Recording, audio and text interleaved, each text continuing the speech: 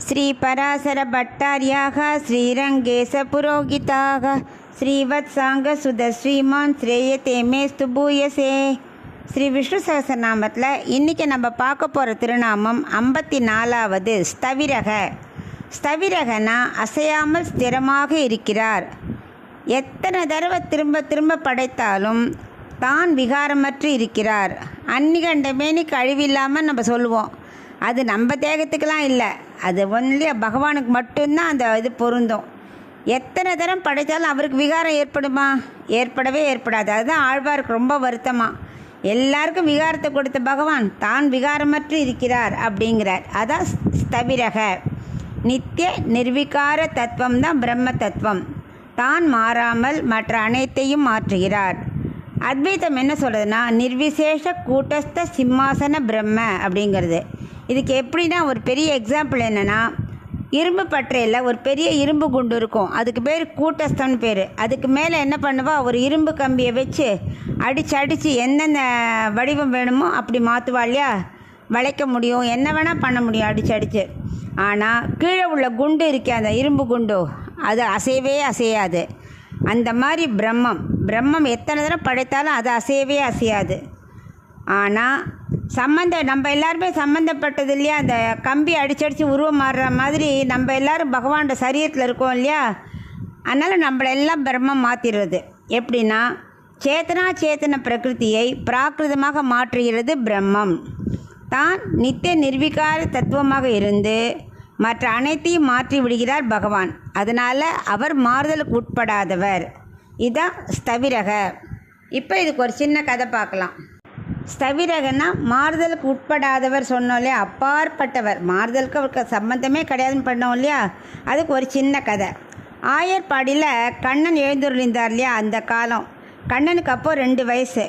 மத்தியானம் வேளை தினமும் நந்தகோபால் என்ன பண்ணுவேன், தன் தோட்டத்துக்கு போய் எல்லா வேலையும் முடிச்சுட்டு வர வழக்கம்.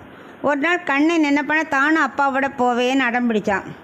நந்தகோபன் சொன்ன எவ்வளவோ சொல்லி பார்த்ததெல்லாம், வெயில் பண்ணி வராதெல்லாம் கேட்கவே இல்லை கண்ணன். வேறு வழி இல்லாமல் கூட்டிகிட்டு போகிறத டிசைட் பண்ணிட்டார். அப்போ யசோதை சொன்னால், நந்தகோபனை நம்பிலாம் குழந்தைய அனுப்ப முடியாது அப்படிங்கிற ஆனால் அவள் அப்படி சொல்கிறா. கண்ணன் நான் போவேங்கிறான், நந்தகோபன் வராதேங்கிறார். இப்படி 3 பேர் மாற்றி மாற்றி பேசிகிட்டே இருக்கும்போது ராதை வரா. ராதையானா ரிஷபானுவோட பொண்ணு. என்ன விஷயம்னு கேட்டுட்டே வர ராதை. அப்போ அவளுக்கு வயசு 18, கண்ணனுக்கு வயசு 2. அந்த குழந்தை என்ன பண்ணிட்டு, அந்த குழந்தைய பார்த்துட்டு என்ன விஷயம் கேட்குறா, அழுதுன்னு இருக்கே, என்ன விஷயம்னு கேட்குறா ராதை. அப்போ சொல்கிறா ராதைட்ட யசோதை, கண்ணனை தூக்கி வச்சுட்டு நீ வேணால் கூட போயிட்டு வா, நான் இவரை நம்பி தனியாக விடமாட்டேன் அப்படிங்கிறா. நான் தாராளமாக நான் கூட்டுன்னு போயிட்டு வரேனே அப்படின்ட்டு ராதை என்ன பண்ணுறா, குழந்தைய தூக்கின்றா. கண்ணனை தூக்கிட்டு இப்படி தோட்டத்து பக்கம் சுற்றி காமிச்சுட்டே வரா. திடும்னு பார்த்தா மேகம் இருண்டு மழை வர மாதிரி ஒரே இடி சத்தமாக இருக்குது. குழந்தைக்கு உடனே அழ ஆரம்பிச்சுடுறது கண்ணன். அப்போ சொல்கிற நந்தகோபன், நான் தான் சொன்னேன் இல்லை வராதன்னு முதல்லையே, கேட்காம இப்போ வந்துட்டு பயப்படுற பார்த்தியா. சரி ராதை, நீ கண்ணனை கூட நான் வீட்டுக்கு போயிடு, நான் என் வேலையெல்லாம் முடிச்சுட்டு சாயந்தரமாக வரேன் அப்படின்னு நந்தகோபன் சொல்கிறார். ராதையும் குழந்தை எடுத்துகிட்டு கிளம்பிடுறா. ராத்திரி ஆச்சு, 7 மணி ஆச்சு.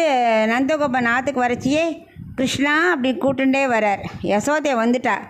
என்ன கிருஷ்ணான்னு கூட்டுன்னு இருக்க, உங்களை தானே அனுப்பிச்சேன் கண்ணனை, இப்போ நீ மட்டும் வந்துட்டு கிருஷ்ணாங்கிற அப்படிங்கிறா. என்னது, நான் அப்போவே நந்தகோபனை சொல்கிறேன், நந்தகோபன் நான் அப்போவே ராதையோடு அனுப்பிச்சிட்டேனே அப்படிங்கிறா. யசோதைக்கு இன்னும் கவலை வந்துடுத்தோ, இன்னும் ராதையும் வரல கண்ணனும் வரலையேன்னு. அதுக்குள்ளே பார்த்தா ராதையோட அப்பா வந்துடுறார். என்ன கல்யாண வயசில் ஒரு பொண்ணை வச்சுருக்கேன், உன்னை நம்பி தானே அனுப்பிச்சேன், இப்போ இப்படி சொல்கிறியேன்னு அவர் வேறு சொல்கிறார். எல்லாருக்கும் ஒரே பயம் வந்துடுத்தோ. கொஞ்ச நாளைக்கு அப்புறம் பார்த்தா ராதையும் கண்ணனும் பத்திரமா வந்து சேர்ந்தா.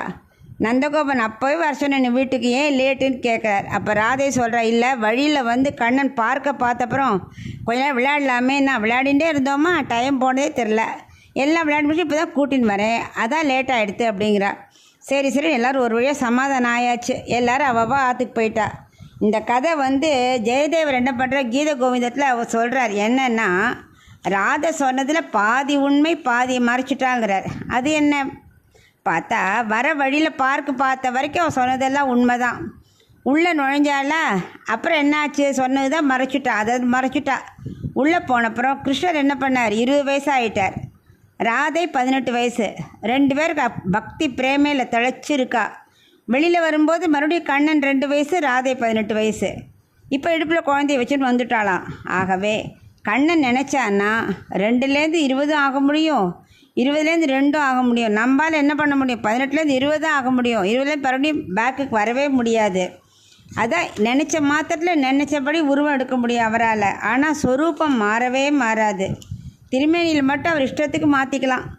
ஆனால் உள்ளுக்குள்ளே உள்ள இருக்க ஸ்வரூபம் மாறவே மாறாது. அந்த தன்மைக்கு தான் ஸ்தவிரக, அது ஸ்திரமாக இருக்கும் அப்படிங்கிறார். எனவே மாற்றமடையாத தன்மை உடையவர், அதனால தான் அவருக்கு ஸ்தவிரகன்னு ஒரு பேர்.